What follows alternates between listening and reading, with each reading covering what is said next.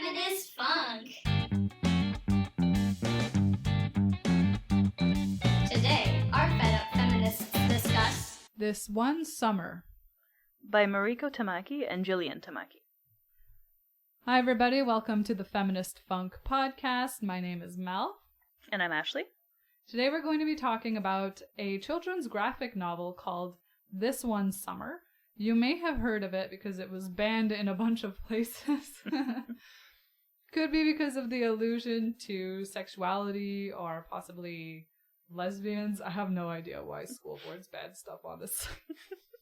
There were 2 mentions of lesbians in the book, guys. It was enough to ban it. It made people too uncomfortable. Clearly. They don't even show up, just the potential significance of lesbians, the potential presence. There we go.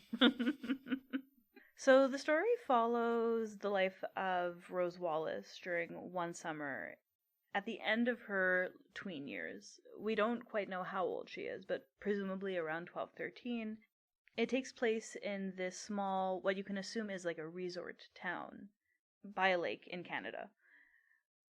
We don't quite know where. We just know it's in Canada. That's effectively all that we have. And it looks a lot at her relationship with her summer friend, Wendy, as well as her relationship with her parents, specifically her mother, Alice, and her growing attraction to one of the local teens in the area, as well as some other teenage drama that is sort of outside of her, but that she's an observer to. We're going to talk about some major themes in the book, specifically internalized misogyny, how people assume that kids don't pick up on anything when actually kids really do, some differences between characters, as well as some symbolism. Mm-hmm. So my favorite character is definitely Wendy. She's supposed to be younger than Rose, who's the protagonist, but she's so much wiser. And I think, Rose likes to pretend that she's teaching Wendy or whatever, but really, Wendy doesn't need your fucking help. Mm-hmm. She's already so awesome on her own. For example, she says that she wouldn't give a blowjob even if she was peer pressured and loved the guy. Which is good for you. Don't let people pressure you into doing something that you don't want to do. She doesn't even need to read our book about consent, man. She gets it. She's good. And then when they play MASH, she says that the game is dumb because it doesn't include jobs. And how are you supposed to make money? Which is yes. Yeah. It's true. Good for you. Oh my god. And then when Rose says that the guys at the general store don't have herpes, Rose is you don't know that. Just because you like them doesn't mean that they're not human. Mm-hmm. That they're clean, pristine individuals. Yeah, exactly. Which they definitely are not appearance-wise, so no. No, Wendy's really great. She kind of captures so much of that lack of self-consciousness that, people at that age have, and which I think a lot of us, especially me, I'm thinking now in my mid-20s, I wish I had that again. Just that self-confidence, this love of something. You see her dance several times throughout the thing. She's very unself-conscious about it. She's very firm in her opinions, and she's very willing to kind of tell it how it is. Mm-hmm. Very well raised by a mother who's very kind of forward-thinking. You can definitely tell. Mm-hmm. So she's really great that way, but at the same time, she captures some of those discomforts, I guess, that kind of come with that age as well. She's very into exploring and learning about new stuff, but certain things make her uncomfortable. When they go to the campsite where the dud was partying with his friends and where Rose is oh, this is where it happened, i.e. where he slept with Jenny. And she gets really uncomfortable, which kind of makes sense because Rose is at that kind of stage where she's having that sort of sexual awakening. She's realizing she's attracted to people, but Wendy's not there yet, so it's still kind of gross.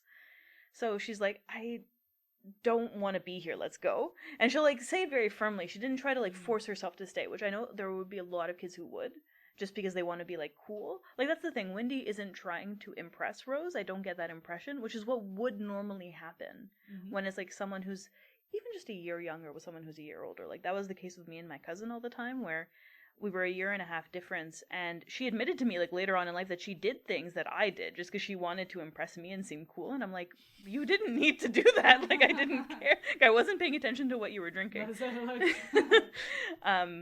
But so that's the typical impression, right? You want to seem cool to the older kids, and Wendy doesn't do that. She's just very authentically herself, which is fantastic. And she wants to explore, she wants to do new things, she wants to check out scary movies, but she's also afraid.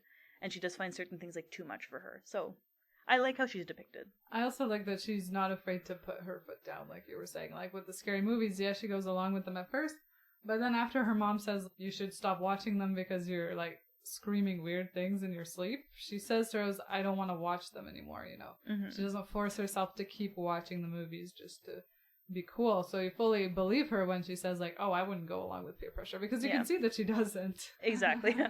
She's willing to try new things, but she also knows her limits, and that's fantastic. Exactly. Mm-hmm. And I especially like that she calls out Rose when Rose is being a dick eventually. Oh God, yeah. I was like, thank fucking God, somebody needs to put this little girl in her place. I honestly wasn't sure she was going to do it because of that whole slut talk earlier on in the book. Because she kind of engages with it, right?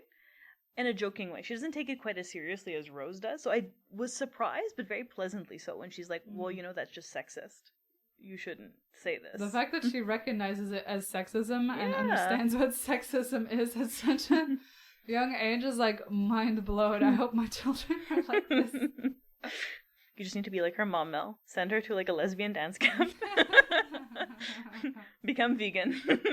You can do all these things. You'll be good. No. I get the sense that she's also just more emotionally mature, though. That's the thing. And I think that's because her mom actually talks to her. You can tell at the end when Alice, that's Rose's mom, is like, who's the dud? And Wendy's mom is like, oh, it's this year's summer crush. Wendy's mom knows everything that's going on in her life. Whereas Rose's mom is shut completely out of it because she just doesn't get along with Rose. Her trauma is kind of isolating her from the rest of the family, so Rose doesn't really want to talk to her, apparently. Yeah, whereas Wendy's mother has fostered this atmosphere of conversation. And she's told her daughter things, like she was not afraid to tell her daughter that she was adopted and make that a very positive thing, where I know there are parents who definitely would hide that for a very long amount of time and be like, don't tell the kid that they're adopted. And it's like, but why? Why is that a bad thing necessarily? Or why is it a bad thing at all? And Wendy doesn't treat it as a bad thing, and she's able to kind of talk about it so openly, which is great. But then Rose talks about it as a bad thing at some point. She's like, I don't know. I don't think I'd be able to give away a baby. Again, fucking judging other women. Like, and then obviously it hurts Wendy's feelings. And then when Rose realizes it, she kind of steps back a little bit. She backpedals. She does. That's the word I was looking for. Yeah. I mean, there's nothing wrong with saying, oh, I wouldn't give up my child, but the tone, presumably, that she said it in is just not okay. Especially because given the context of all the other sexist comments that she's made, you know how she means it. She victim blames the women in the horror movies for getting killed, and she makes it about the men, like, oh, these women are always getting themselves killed, and that makes the men, like, put in danger because they have to go save them or some stupid shit like that. It's classic, like, age 12 feminism, though. Like, it's which is, like, mixed with misogyny to some extent, I think. It's the idea of, like, oh, I'm different from those other girls, and so I'm not going to embody any of the stereotypical feminine traits, and so I'm just going to reject them. Like, reject the color pink, reject all these different things, which is not actually feminism at all. It's just, like, this quasi what you think it is. I don't think she even thinks that it's feminism. I think she really hates women and does not want to be associated with them. That's possible as well. I just think of it as like, there were just so many people who I knew at the age of 12, 13, and like early high school, really, that just thought that way. Of just like this complete rejection of everything that made one feminine. Yeah. I think it's that, but not from a place of like feminism of like, oh, I hate that society says you have to be like this. For her, I think it's like, I don't like women because they make men like get in trouble or whatever, and they're all quote unquote sluts and da. So I might be a woman, but like I don't identify as one. I'm different, you know, that kind of fucking bitch. Yeah. It's not exactly a self-empowerment narrative, but kind of. That's what. But there are a lot of people at that age range who like confuse the two. I think they do. Yeah. And some people never get out of it, unfortunately, and that's. So you end up with sexist women, which is like mind blown. What the fuck? Thank you for being self-hating. Newsflash, you are a woman. I hate myself. I hate everybody around me. Yeah, Rose really fits into that category, kind of to a T, unfortunately. Absolutely. Yeah. And that's just presumably from either A, not really liking her mother, not having good female role models, or really just being in an environment that constantly puts down women. We sort of see it with the dad and his friends who do it, which is very messed up because they're like dating these women and also calling them sluts. It's like, oh, that's, you clearly should be dating people. I don't think so. Just please stay away from all the women in your life. I know you're 18. You're very stupid. Just like wait 5 to 7 years, become intelligent, and then start dating people, please. Cannot handle this.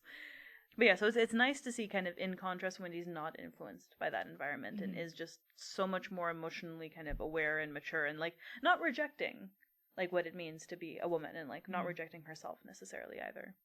It's really interesting now that I think about it because the first man that we actually see who's a good role model, and it's only for half a second, is the person who Jenny hugs. But then Rose remembers it or imagines them kissing instead of hugging when Wendy's like, it could have been her brother or a friend or whatever. And Rose is 110% sure that no, Jenny is cheating. And this man would actually have been a good role model because he's not taking advantage of Jenny if he isn't related to her. And he's, comforting her and saying he'll call because he knows that that's the right thing to do, unlike those fucking bozos.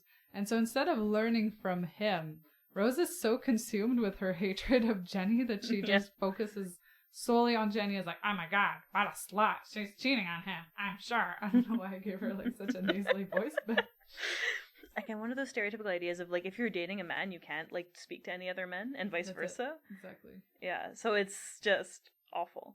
And I don't know why she thinks that way, because I don't know if her parents think that way as well. But they don't communicate with her. Her dad just fucking jokes around all the time. Yeah. He's not a good support system for his wife. He does not understand what she's going through. When somebody's pressuring her to go for a swim, he takes the fucking guy's side and is like, relax, Alice. And it's like, no, you don't know what the fuck I'm going through. She's traumatized. Leave her alone and stand up for your fucking wife, you piece of shit.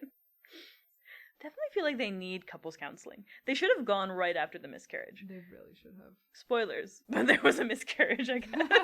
Spoilers for all of this, really. I mean, hopefully they read the book if they're listening to this podcast.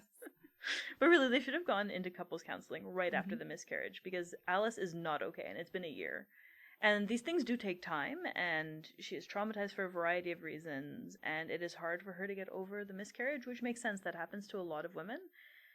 But then he should also be aware of like how it's affecting her.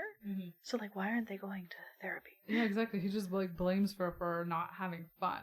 Yeah. And then Rose picks up on it again on these fucking asshole men, and she emulates that. I think it's an interesting idea as well. Like it's not quite a stereotype, but I feel like it's common in an older kind of media, and even in real life, where women just don't talk openly about like things dealing with the female body, right? Especially like body trauma, and particularly with their families. So like what Alice is going through, she's not talking to anybody about it, and she doesn't talk to her daughter about it. And as a result of that, her husband doesn't quite understand what's going on, and her daughter sees like this such a skewed perception because she just sees her mother closing herself off, and she doesn't have the emotional maturity to understand why, nor does she have all the facts. And she just sees her father, who's like normal. So presumably if her mother had gone through the miscarriage, I guess she would have assumed that her parents would be suffering together, and they're not. They're not in the same emotional capacity, so she aligns herself with who she deems as the more rational one, because her dad's just being normal, whereas her mother's sort of withdrawing. And it just kind of reminds me of those situations where, because a parent isn't being so forthcoming with their feelings, and Alice doesn't have to, like she's not beholden to it, she is kind of suffering. But as a result of that, she's withdrawing herself. And like a kid only sees the withdrawal. They don't understand the process behind it. And even though they think they understand what's going on, they don't. Yeah. And as a result, she ended up sort of, that anger and that confusion, which is her mother drawing away, is like, well, really just the confusion at her mother drawing away is like manifesting itself as anger and hatred of her mom. And like this idealization of her dad, because her dad's okay. Yeah. Her dad is normal. So I think that's a common thing with the situation, especially with depression. Like I'm thinking of my own parents and like that being a common thing. My mother got very depressed after my grandfather died, and she withdrew herself, and I was 13 at the time, so it was difficult for me to fully comprehend what was going on. And so, like, I misinterpreted things. So, I'd imagine it must be similar. It is. The thing with mental illness when you're a parent is that even though you don't think that children understand, it's really important for you to talk to them about it. Even if it makes you uncomfortable, even if it makes the kids uncomfortable, it's really important to tell them that you're going through a hard time right now and it's not about them and that you're trying, but you're human, because mental illness impacts children in a really bad way. They feel rejected by their parents when their parents don't want anything to do with them and they think that they're bad. Like, the kid will think that it's their fault. Yeah, which Rose definitely does. And then she sides with her father and I guess takes on some of his, not necessarily understandings of women. I'm hoping he's not quite that terrible. But I suppose she sort of overcompensates by saying that, like, well, identify with him. Clearly men are the more rational, women are irrational, and sort of just subscribing to that unfortunate negative scape. Yeah. Exactly. I think that's, like, what she has to do to kind of deal with her mom. Yeah. But then thank God at the end when her mom actually is there when she needs her. That actually made me cry when the mom jumped into the water when she heard her daughter screaming and her daughter was like, oh my God, like, I need help, basically. And the mom was like, on it. Like, and it's so fitting that she lost a life in that water, but she also saved a life, possibly too. Yeah. There's something beautifully cyclical. Like, she lost the baby, saved a potential baby, assuming Jenny's gonna keep it, and then but also saved Jenny's life. Yeah, like, lost herself and then saved Jenny. Like, it's really fantastic. Exactly. And overcame her fear, which was just amazing. Like, I don't know if it's a permanent solution, but she overcame it and showed that she could do something. And then she's able to talk to Wendy's mom about it, which is great. So I guess the mom is also healing, and then because Rose overhears, maybe she can heal a little bit as well.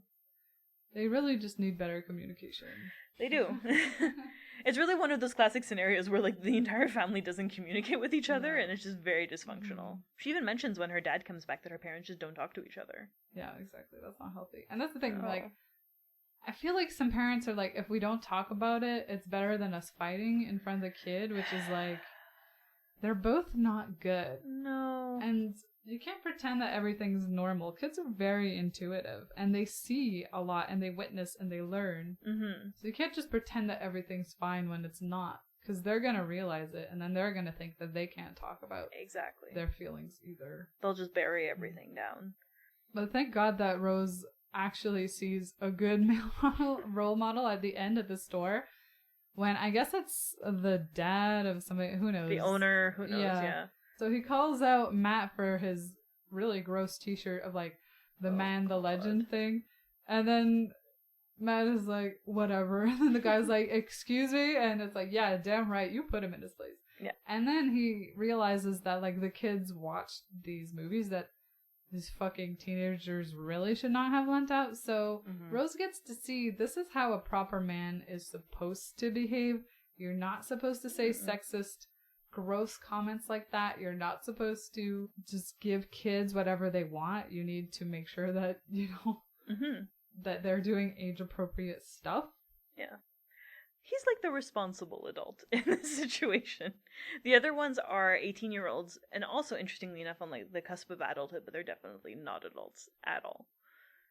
They do not know. They also don't know how to communicate, interestingly enough. I'm thinking of, like, Duncan, who basically ghosts Jenny, who is freaking out, understandably. And he's, like, in denial that it's his kid. And really just an asshole. Oh, yeah. Because he just ignores her.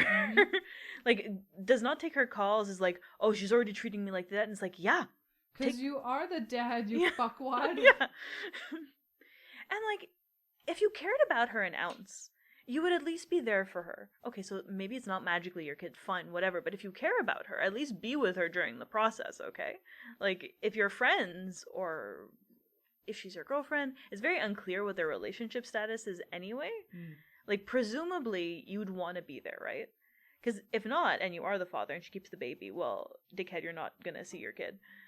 I think that's a little sexist of him to assume, oh, I don't even know if the baby's mine. Like, I think if she thinks that it's yours, odds are it's probably yours. She knows who she's having sex with. Yeah. So. Oh, no, he's, She, yeah. like, sometimes you don't know if you have multiple partners or whatever, Yeah. but it's really awful to just assume that, you know? No, they do assume that. Effectively, they're also calling her a slut, right? They are. And they did. They were the ones who were using the In term the first first. place. Yep.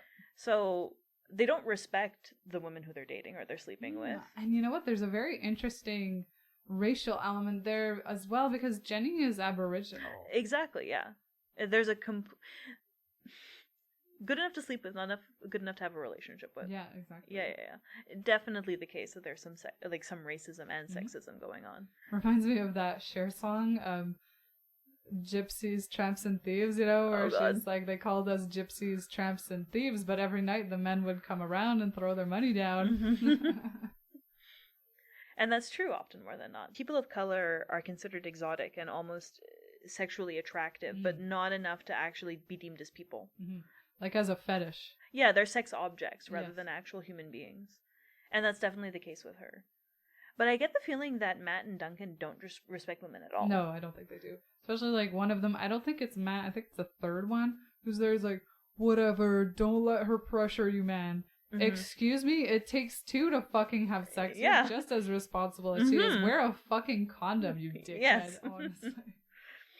No, they're really just those typical, like, 17, 18-year-old douchebags. Oh my god. Why you would have sex with them in the first place, I don't fucking know, but... Apparently he's attractive. I don't know.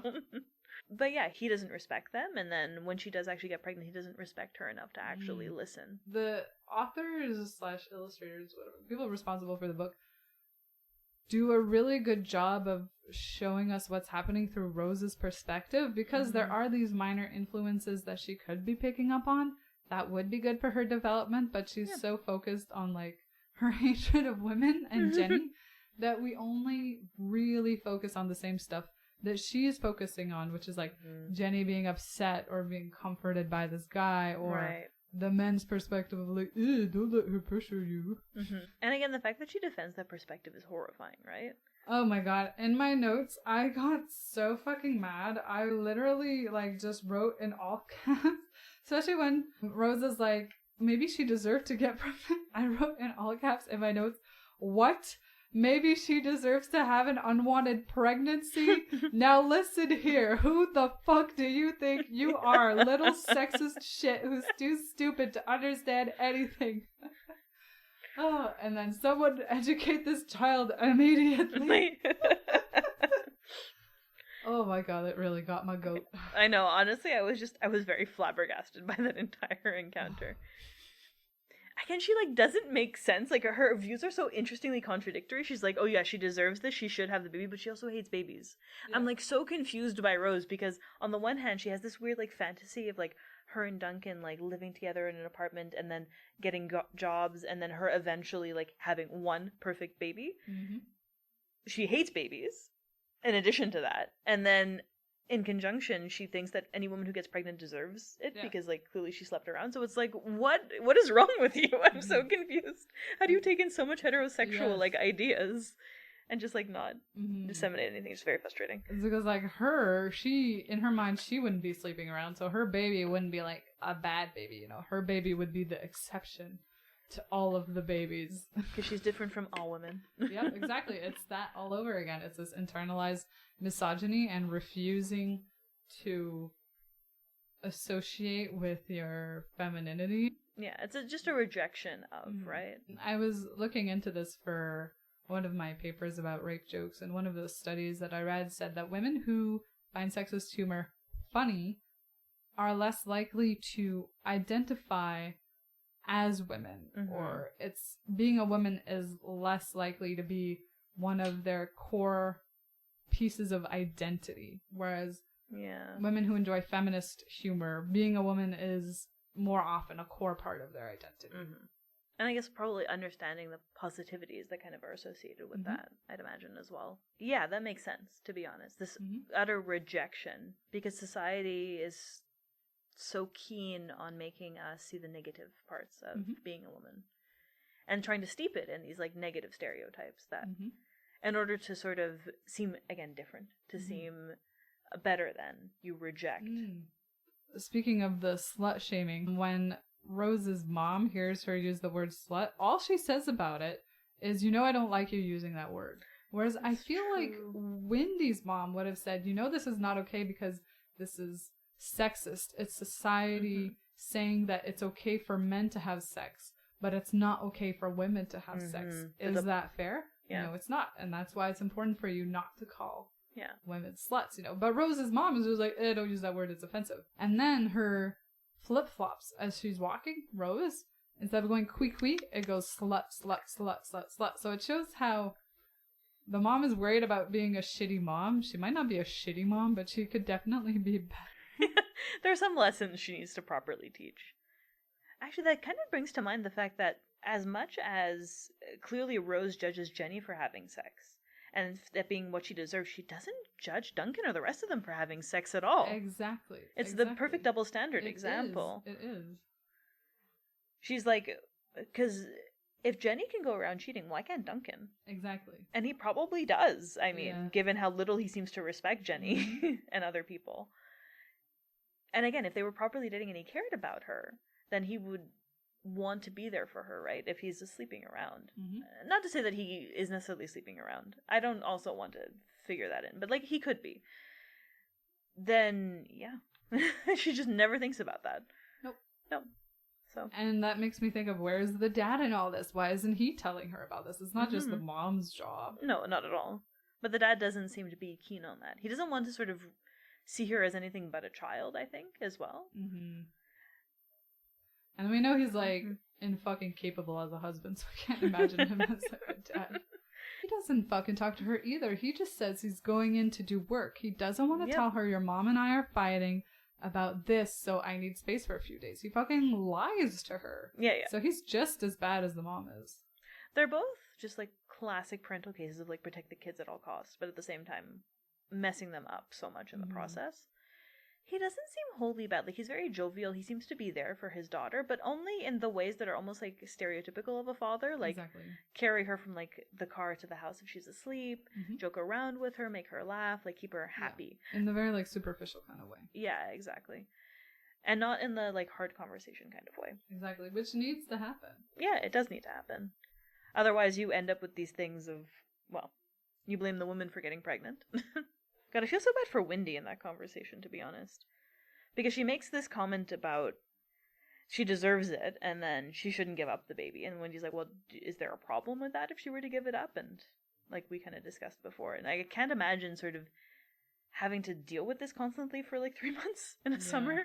With someone who you're close with as well. Which is why like it's really impressive that she's able to sort of call her out. It's so hard not to be angry in that moment, though, I feel like. Oh, fuck. Oh my god. Like I told you what I wrote in my notes, man. And then after that I like took off the caps and I'm like, wow, am I really resorting to yelling at a child? I'm so angry right now. I feel like I've had these conversations with adults, though, especially about racism all the time, which is just so aggravating. And most of these people are in their 50s and their 60s, and I've sat down with them and they've kind of expressed some kind of racist view, and I'm like, okay, well, this is problematic. Why do you think that? And I try to deconstruct their reasoning, but they're so entrenched in the way that they think that they can't even reason why they think that way. And it just becomes this awful back and forth where just nothing ends up coming of it. I think there is a way to kind of make that conversation more productive. I'm just like so on the edge of like losing my cool that I like have to rein it in. It's so hard. Like, I don't know if I want to give another personal anecdote, but I guess I will. I remember my mother had this one particular friend who she was very against accommodation of like Muslim people in Quebec. This 65-year-old like Quebecois woman. And I was trying to argue that, like, we have not given enough accommodation. And she was arguing that we had given too much. And there was this, like, back and forth where I was just so on the edge of losing my cool. I had to deal with that for, like, a good 40 minutes. Then the dinner was over and I left. And I was just ranting at my mother. And she's like, you were angry that entire time? And I'm like, you have no idea how much I just wanted to, like, launch myself across the table. To be fair, this was not my friend. And I think that's the key difference here. Like, Wendy and Rose are friends with each other. And so there's a way to sort of establish that rapport, because presumably Rose trusts Wendy's opinion also. So maybe that's what kind of helps, if you have people who are on the same level and who you trust and who you respect, right?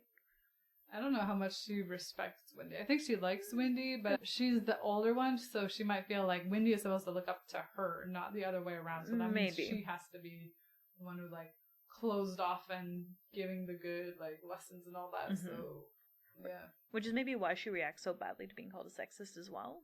At least she realizes being called a sexist is a bad thing. I suppose. Guess so. I think she knows. The tone also, I think, conveys so much there. It sort of frustrates me that they never talk about it again, but it's also so typical of people that age. Yeah, that's why I really like it. It brings up these important issues, but it stays true to how children act, which is really great. Mm-hmm. The one thing that I do want to say about the brother-in-law, which we talked about very briefly, Daniel, when he grabs her arm, completely unacceptable. And I just want to explain that consent is not only a sexual issue. Consent has to do with your agency anytime. So here, he was attempting to take away her agency, whether unconsciously or consciously. It just reminds me of this memory, a very similar one. I was on my period. I was outside, 16, I think, with my first boyfriend. I didn't want to go in the pool because I was on my period. And my mother kept pressuring my boyfriend to just take me in the pool, even though I didn't want to. She didn't know I was on my period. Also, who the fuck are you to... Anyway, this is a whole other issue. But he picked me up and he threw me in the pool, and I was so fucking mad at him. And like, I told him after, I told you not to do that to me, and you did it anyway. And that's all I said, and I didn't speak to him for like 3 days or something. But I really wanted to emphasize, maybe if we have any young listeners out there, that consent and getting permission from somebody in terms of their body isn't just a sexual thing. You should never touch somebody if they don't want to be touched. Yeah. And if somebody says no to something already, Alice had said no. Don't bother trying to convince. Like, it's not up to you to make that decision. That's you right. should not be trying to goad them into something. She said no. She's an adult. Better yet, she's her own person. Respect that. Give her space. She can walk along with you guys to the pool. She doesn't have to go in. So don't try to get your way. Exactly. Because it's disrespecting her. If any of you are trying to do it to somebody else, it disrespects the other person ultimately. And it doesn't make you a very good person. And then the last thing that we wanted to discuss was the symbolism in the book. Yeah. Obviously, water is a big one. The color palette is blue. Yes. Water is life. Water is death. Yes. It's all very cyclical, circle of life, if you will. Also, like, embryonic fluid. Yeah. Very typical. Yeah, lots of womb imagery, like, just in terms of floating and being underwater, like, not being able to hear things, holding your breath, that kind of thing. Like, it all sort of comes full circle. There are a few instances of, like, ovum imagery as well, just like with a flashlight, for example, and like the beam of light and heading towards that. And the rocks, when the mom was like, at one point you were this big and it's a rock, and then Rose is like obsessed with collecting rocks. I think the rocks are so interesting though, just because she leaves them behind at the end.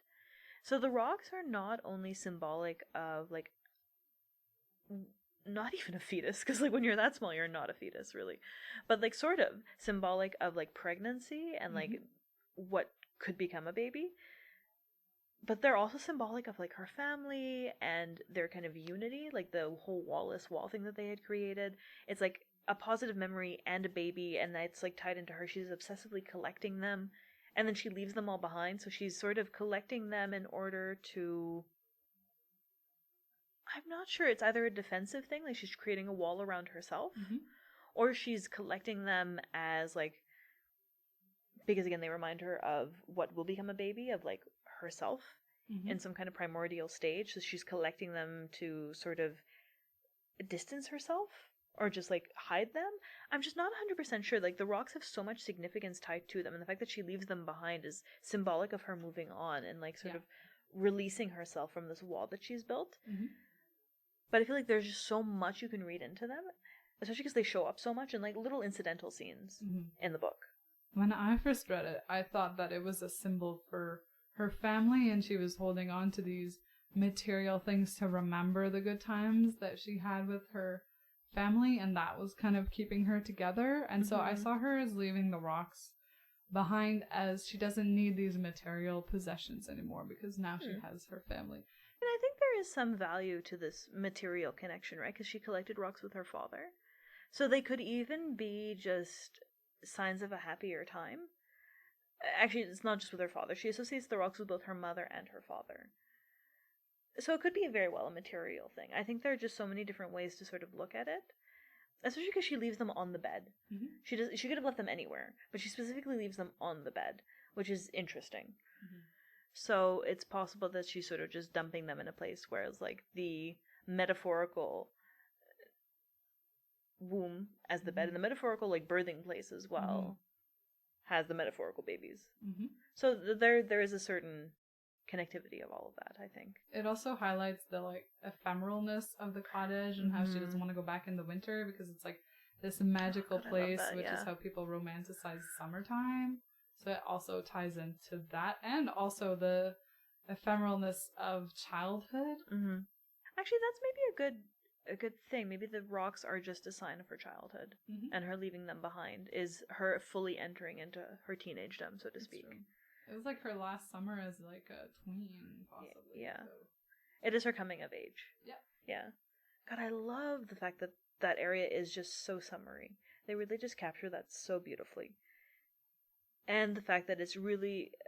Summers are kind of a compartmentalized time when you're a child. You don't really know when they are, in some weird way. Like, when you think back to summers of your childhood, they could be happening at any time. Because, like, in some ways, the summers are distinct, but they're also very similar.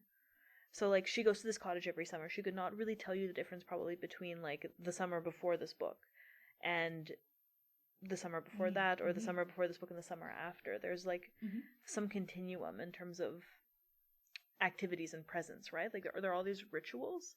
Bonfires on the beach, the family's first barbecue, her hanging out with Windy. So it's so interesting that there is a certain timelessness to it. That's why the book is called This One Summer and not The Summer of '09. Yeah.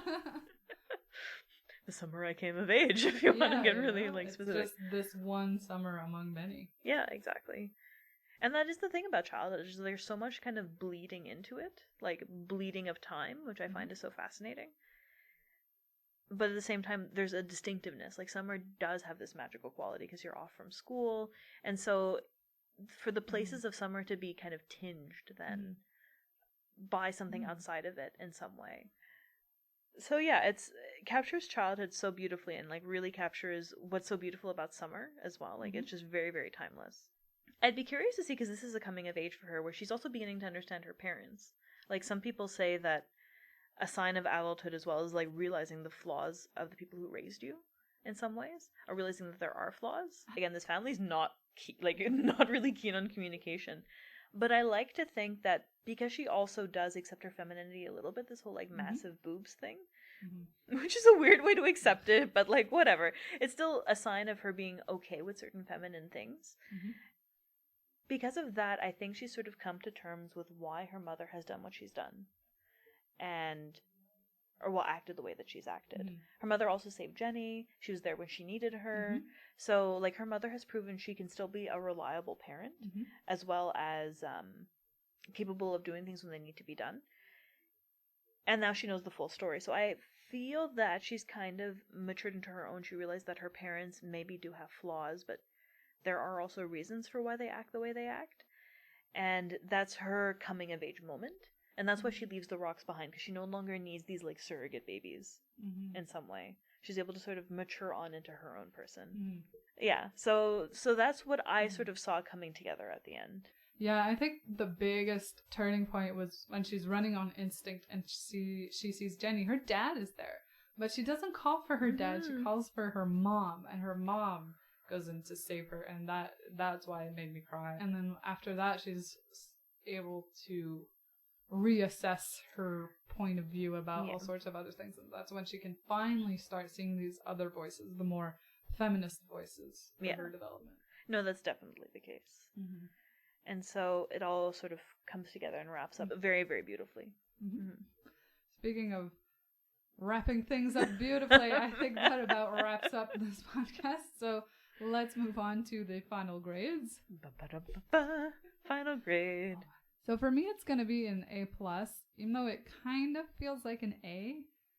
It's going to be an A+ because I honestly cannot think of anything to improve this book. It's very subtle at first, but if you take your time with it, you can see all of the really nice subtlety that's in there. I like how genuine it is with the tween experience that, yeah, teenagers make fun of you and they're fucking assholes. And they talk about sex in front of you because they think that's funny for some reason. It really resonated with my inner preteen who was like bullied a lot. And it was painful to go back there, but it was also really nice to see that it's a common experience and that I wasn't alone in like being bullied like this or tried to be made uncomfortable or like called ugly. It was really nice for me to go back there and be like, wow, those assholes were literally just assholes to be assholes. It had nothing to do with me. So I think it's an excellent book if you're looking for a nice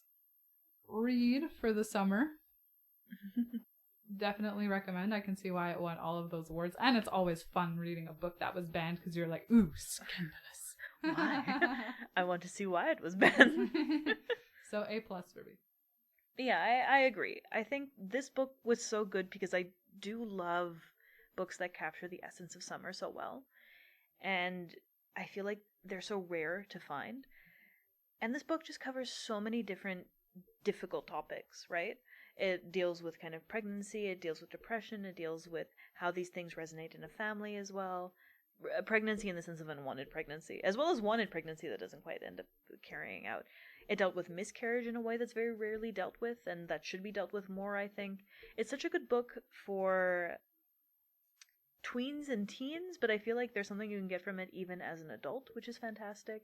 There's a lot that's worth like rereading and rereading into. There's symbolism, like there's just like a litany of things that I find are just so intriguing and so well done. The art is fantastic. I loved it. Every second of it. It is whimsical. The full page kind of images are such a delight to look at as well, and they kind of take you by surprise. It's really just good from beginning to end, and I also don't have any critiques. I loved it. It was transportive. Like I felt I was reading it and suddenly like I was a tween Yes. during the summer again. Mm-hmm. And you had those summer friends, you had these like summer activities, these summer rituals, and it was like so nice to be brought back to that. While still at the same time, like, it's complicated. You have Rose who just rejects parts of herself, who rejects parts of her family, who is being sexist in ways that are sometimes typical for somebody that age, but also in ways that are like a little bit atypical as well, because they're obviously influenced by her family life. And having her contrasted with Wendy, seeing how Rose changes, having her be the observer to so many different things. Like, I was like that a lot as a kid. I observed a lot of stuff, and I thought I knew things, and I knew nothing. But I thought that I was a lot smarter than I was. So, like, there were certain parts of Rose that were very familiar. Then there were certain parts of Wendy that were also very familiar. And I think that, I would hope, that anybody reading this would feel the same. So, A+, would recommend, want more people to read. Also support Canadian artists because, yeah. It was really nice to see Canada represented. Yeah. For once, actually. It was really special because everything takes place in, like, America, right? Mm-hmm. It was really nice. So come support the Canadians. Not in a bad way, like with Vivek Shraya, with the fucking Quebec people who were like, make Vivek a man again. It's like, no, please, no. I swear we're not all hillbillies. As always, if you made it this far into the podcast, thank you so much for listening. We really appreciate your support. If you have any comments, or if we didn't cover something you wanted to talk about, or if you have any recommendations, please contact us. Leave them in the YouTube kind of comments below, or any other way you can contact us usually. And as always, like and subscribe if you want to support us. Help us make more podcasts. All right. They are kind of time-consuming, but fun. We will do them anyway. And hopefully we'll talk to you soon. Yep. Thank you. Bye.